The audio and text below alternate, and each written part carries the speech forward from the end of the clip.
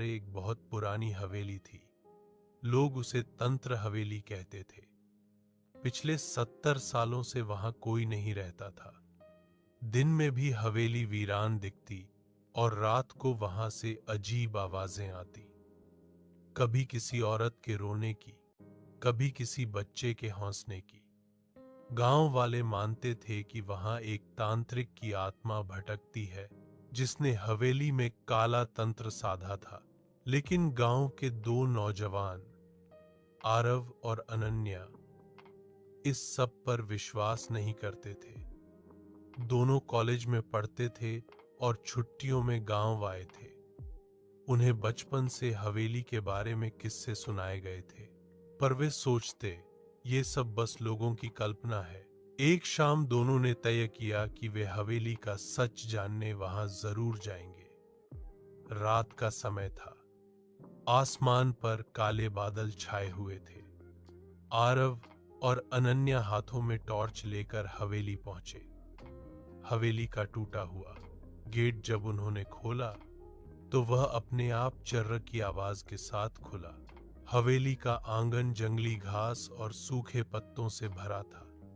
दीवारों पर मकड़ी के जाले और चमगादड़ टंगे थे। चारों ओर सन्नाटा था। जैसे ही वे अंदर बढ़े, अचानक किसी ने फुसफुसाकर कहा, वापस चले जाओ।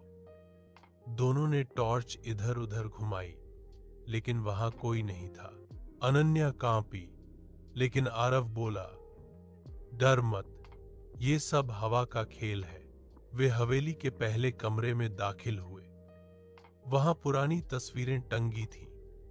एक आदमी जिसकी आंखें बहुत डरावनी लग रही थीं। तस्वीर के नीचे लिखा था, तांत्रिक भीमनाथ। तभी कमरे का दरवाजा अपने आप बंद हो गया। टॉर्च की रोशनी टिमटिमाने लगी। दीवार पर खून से लिखा दिखाई दिया, ये हवेली मेरी है। टॉर्च की कम्ब्रॉन्स।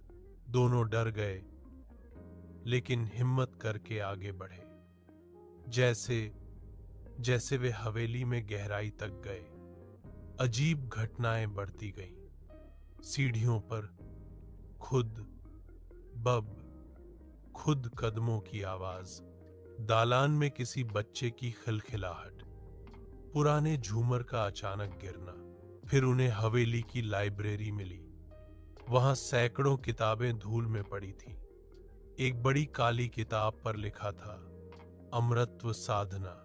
अनन्या ने किताब खोली तो उसमें लिखा था, मैं तांत्रिक भीमनाथ इस हवेली में 51 लोगों की बलि दूंगा, तब अमर हो जाऊंगा। अगर कोई मेरी साधना रोकेगा तो उसकी आत्मा भी यहां कैद हो जाएगी। यह पढ़कर दोनों सहम गए।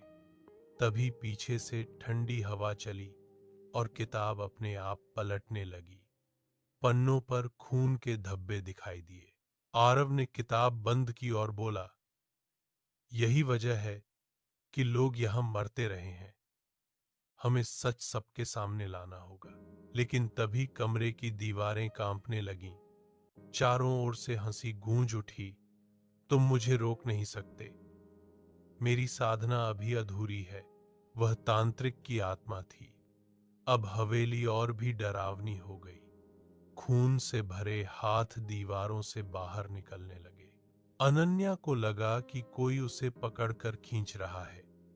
आरव का मोबाइल अपने आप रिकॉर्डिंग करने लगा, जिसमें तांत्रिक की आवाज थी। दोनों किसी तरह हवेली के तहखाने में पहुंचे। वहां एक बड़ा काला कुआं था, जिसके चारों ओर हड्डियां बिखरी थीं। यह वही जगह थी जहां तांत्रिक बलि देता था। कुएं से आवाज आई, मेरी अधूरी साधना पूरी करो, नहीं तो तुम दोनों हमेशा के लिए यहीं रहोगे। आरव और अनन्या कांप गए, लेकिन उन्होंने हिम्मत जुटाई। उन्होंने काली किताब को कुएं में फेंक दिया। तभी तेज बिजली गिरी और पूरा तहखाना हिलने लगा। तांत्रिक की परछाई प्रकट हुई, लाल आंखें, लंबे बाल और खून से सना शरीर। उसने गर्ज कर कहा, तुमने मेरी साधना तोड़ दी, अब तुम बच नहीं सकते, अनन्या ने जोर से चिल्लाकर कहा। सच और इंसाफ कभी हारते नहीं।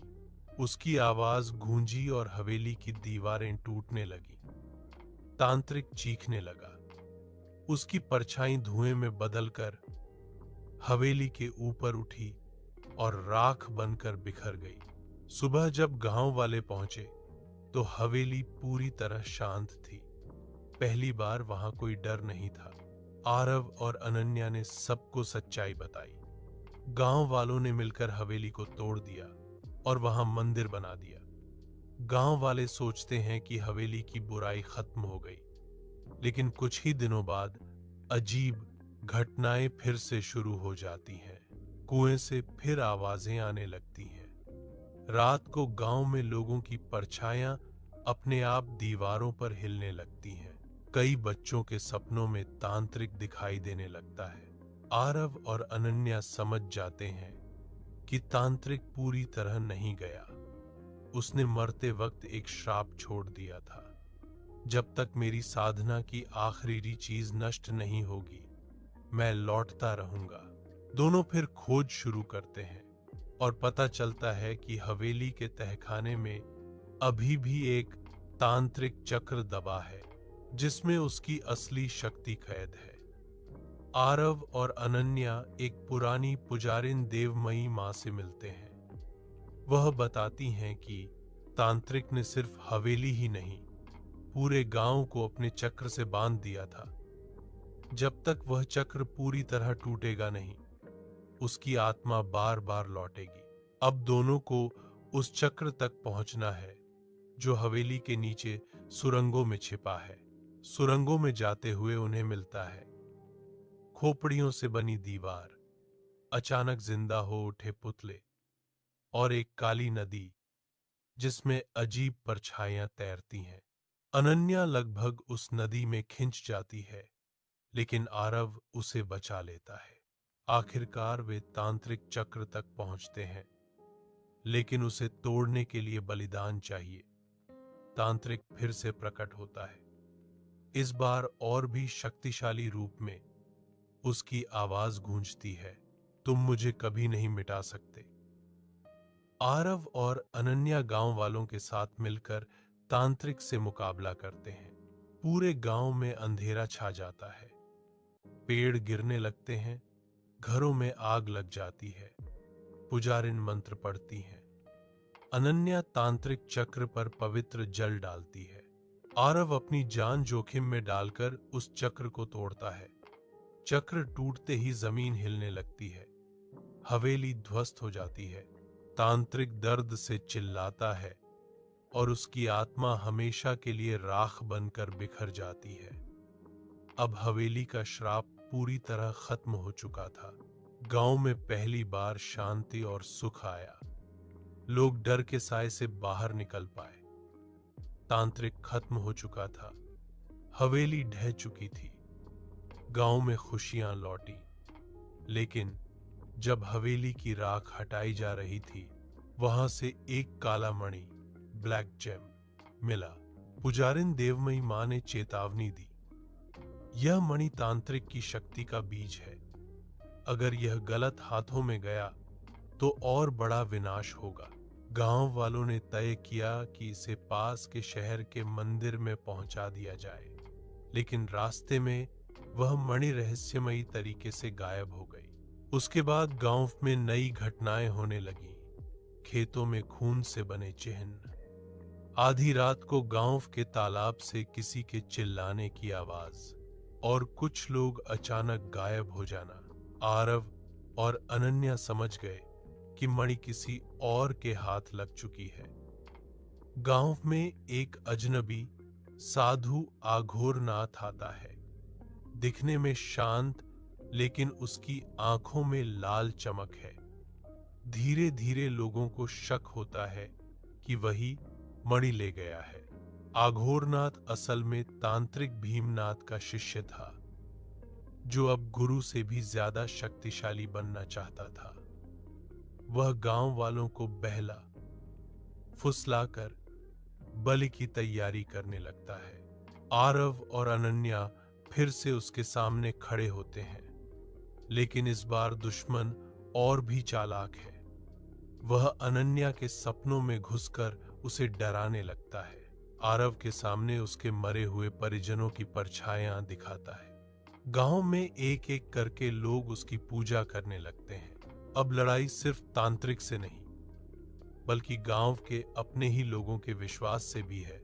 आघोरनाथ मणि का प्रयोग कर महातंत्र साधना शुरू करता है। पूरा गांव काले धुएं से ढक जाता है। तालाब का पानी खून में बदल जाता है। पेड़ अपने आप हिलने लगते हैं। अनन्या और आरव देवमयी मां की मदद से एक पवित्र शास्त्र खोजते हैं, मोक्ष मंत्र। कहा जाता है कि अगर इस मंत्र को सही समय पर पढ़ा जाए तो कोई भी काला तंत्र हमेशा के लिए नष्ट हो जाता है। लेकिन मंत्र पढ़ने के लिए किसी को अपना जीवन बलिदान करना पड़ेगा। देवमयी मां आगे आती हैं। मेरी उम्र बहुत हो गई है, यह बलिदान मैं दूंगी। आखिरी युद्ध शुरू होता है। आघोरनाथ मणि से आग और तूफान बुलाता है। गांव में लोग पागल होकर चीखने लगते हैं। आरव और अनन्या मंत्र का उच्चारण करते हैं। देवमयी मां अपनी आत्मा बलिदान कर देती हैं। मणि चकनाचूर हो जाती है। आघोरनाथ राख में बदल जाता है। पूरा गांव रोशनी से भर उठता है। पहली बार 100 सालों बाद वहां सूरज की किरणें साफ दिखाई देती हैं। अब हवेली, तांत्रिक और उसका श्राप, सब कुछ हमेशा के लिए खत्म हो जाता है। गांव में अब सब सामान्य लग रहा था। लोग चैन से जीने लगे। आरव और अनन्या हीरो बन गए थे। लेकिन देवमयी मां की बलि के बाद उनके आश्रम में एक गुप्त कक्ष मिला। वहां एक ताम्रपत्र पर लिखा था, काला मणि नष्ट हो गया, पर उसकी राख अमर है। जब जब उस राख को छुआ जाएगा, अंधकार फिर जागेगा। आरव को अचानक रात में सपनों में दिखने लगा, राख से उठती परछाइयां, जलते हुए हवेली के कमरे और देवमयी मां की आवाज, तुम्हारा सफर अभी खत्म नहीं हुआ। अनन्या ने यह बात पुजारियों को बताई, लेकिन वे बोले, यह तुम्हारा डर है, बुराई खत्म हो चुकी है। लेकिन उसी रात गांव के बाहर नदी का पानी काला हो गया। मछलियां मरने लगी। लोगों ने फिर से डरना शुरू कर दिया। आरव और अनन्या राख को खोजने निकलते हैं। पता चलता है कि गांव के एक लालची व्यापारी ने राख को छुपाकर काले बाजार में बेचने की कोशिश की थी। उस राख से उसने सोचा कि और धन संपत्ति मिलेगी। जैसे ही राख खोली गई, उसमें से अनंत अंधकार बाहर निकला। यह कोई आत्मा नहीं थी, बल्कि एक प्राचीन शक्ति जो तांत्रिक से भी पुरानी थी। गांव फिर से अंधकार में डूब गया। पेड़ों पर खून टपकने लगा। आसमान में सूरज छिप गया। अब आरव और अनन्या को सिर्फ गांव ही नहीं, पूरी धरती को बचाना था। उन्होंने पवित्र शास्त्रों में पढ़ा कि अंधकार को हराने के लिए इंसान को अपने भीतर की रोशनी जगानी होगी। अगर गांव वाले एक साथ मिलकर प्रार्थना करें तो बुराई हमेशा के लिए खत्म होगी। आखिरी 1 घंटे में पूरा गांव मंदिर में इकट्ठा होता है। आरव और अनन्या नेतृत्व करते हैं। सब मिलकर दीपक जलाते हैं और प्रार्थना करते हैं। अंधकार गांव पर हमला करता है, लेकिन लोगों की एकता और भक्ति की रोशनी से वह धीरे धीरे मिटने लगता है। अंत में राख पूरी तरह जलकर नष्ट हो जाती है। गांव हमेशा के लिए मुक्त हो जाता है। गांव में अब फिर से शांति आ चुकी थी। दीपक जल चुके थे और अंधकार मिट चुका था।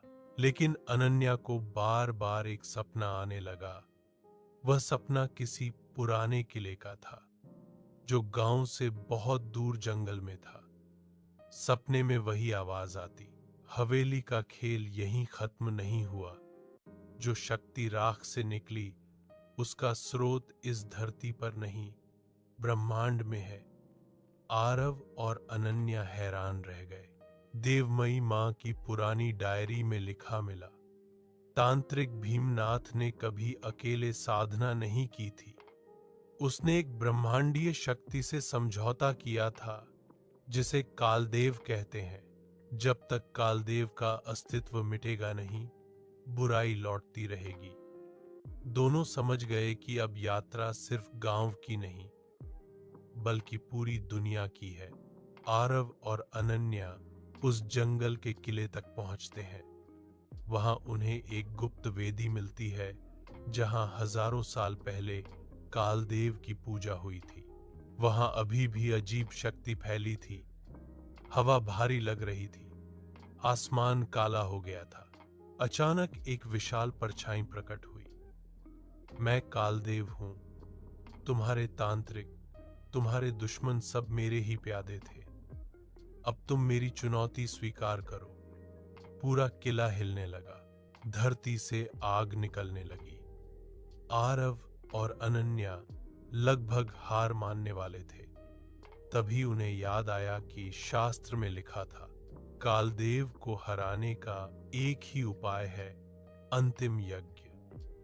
जब इंसान अपने भीतर की सबसे शुद्ध रोशनी का बलिदान देगा, तभी कालदेव का अंत होगा। गांव वाले, पुजारी और साधु सब वहां पहुंचते हैं।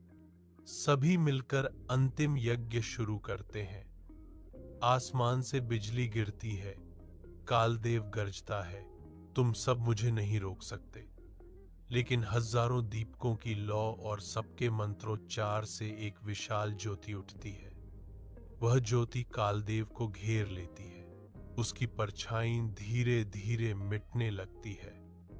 वह अंतिम बार चिल्लाता है, मैं फिर लौटूंगा, और राख बनकर ब्रह्मांड में विलीन हो जाता है। गांव पर पहली बार सूर्योदय इतना उज्जवल दिखाई देता है कि सबकी आंखें भर जाती हैं। आरव और अनन्या एक दूसरे को देखते हैं और मुस्कुराते हैं। अब यह अंत सचमुच अंतिम है। सीख बुराई चाहे कितनी भी बड़ी क्यों न हो, जब इंसान अपनी भीतर की रोशनी और एकता जगाता है, तो वह ब्रह्मांडीय अंधकार तक